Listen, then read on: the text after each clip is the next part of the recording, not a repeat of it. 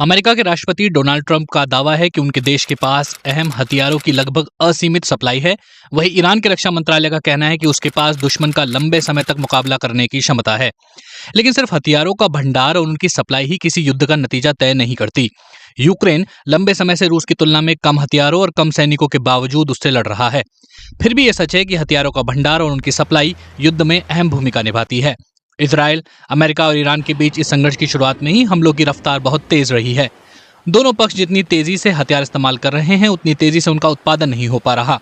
तेल अवीव स्थित institute for national security studies यानी INSS का अनुमान है कि अमेरिका और इजराइल अब तक 2000 से ज्यादा हमले कर चुके हैं, जिनमें कई तरह के हथियार इस्तेमाल हुए हैं।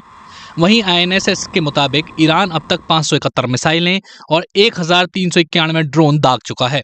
पश्चिमी देशों के अधिकारियों का कहना है कि ईरान की ओर से दागी जा रही मिसाइलों की संख्या में पहले से कमी देखी गई है। युद्ध के पहले दिन सैकड़ों मिसाइलें दागी गई थी, जो अब घटकर दर्जनों रह गई हैं।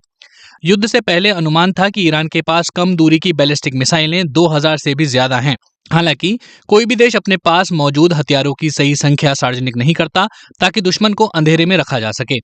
अमेरिका के शीर्ष सैन्य कमांडर जनरल डैन कैन ने कहा है कि जंग के पहले दिन की तुलना में ईरान की बैलिस्टिक मिसाइलों की लॉन्चिंग 86% घट गई है।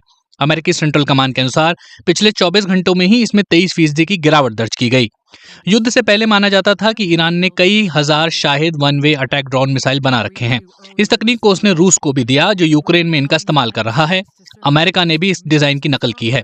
लेकिन जनरल केन के मुताबिक संघर्ष के पहले दिन के बाद से ईरान के ड्रोन हमलों में 73% की गिरावट दर्ज की गई। हालांकि यह भी संभव है कि ईरान अपने भंडार को बचाने के लिए जानबूझकर हमले कम कर रहा हो, लेकिन उत्पादन बनाए रखना अब और मुश्किल होगा।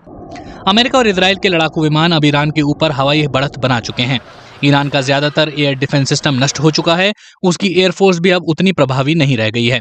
अमेरिका के पास दुनिया की सबसे ताकतवर सेना है और उसके पारंपरिक हथियारों का भंडार किसी भी दूसरे देश से ज्यादा है। लेकिन अमेरिकी सेना मुख्य रूप से महंगे और सटीक निर्देशित हथियारों पर निर्भर करती है, जिनका उत्पादन सीमित मात्रा में होता है। खबर है कि ट्रंप ने रक्षा कंपनियों की बैठक बुलाई है ताकि उत्पादन तेज किया जा सके। इससे संकेत मिलता है कि अमेरिका के संसाधनों पर भी दबाव हो सकता है। अब अमेरिका को पास से हमले करने की कुछ आजादी मिल गई है, जिससे दबाव कुछ कम हुआ है। जनरल केन ने कहा है कि अमेरिका अब महंगे और लंबी दूरी के हथियारों जैसे टॉमहॉक क्रूज मिसाइलों के बजाय कम महंगे हथियारों का इस्तेमाल कर रहा है। अमेरिकी वायुसेना अब GDAM बमों का इस्तेमाल कर रही है, जिन्हें सीधे लक्ष्य के ऊपर से गिराया जा सकता है।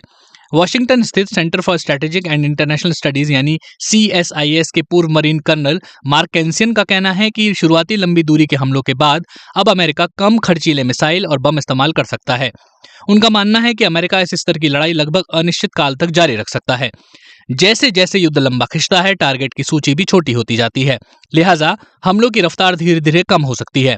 मार्क कैंसियन के मुताबिक अमेरिका के पास JDAM बमों की संख्या दसियों हजार में है, लेकिन महंगे एयर डिफेंस सिस्टम की संख्या सीमित है।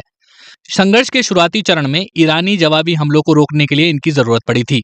पैट्रियट मिसाइलों की मांग बहुत ज्यादा है, सिर्फ अमेरिका में नहीं बल्कि उसके अरब सहयोगियों और यूक्रेन में भी। हर इंटरसेप्टर मिसाइल की कीमत $40 लाख से ज्यादा है और अमेरिका सालाना करीब 700 का उत्पादन करता है। अगर ईरान बैलिस्टिक मिसाइलें दागता रहा तो यह सीमित भंडार तेजी से घट सकता है।